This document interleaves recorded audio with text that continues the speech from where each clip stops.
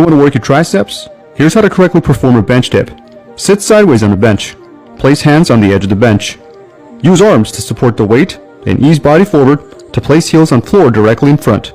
Keep legs straight. Using arms, lower body until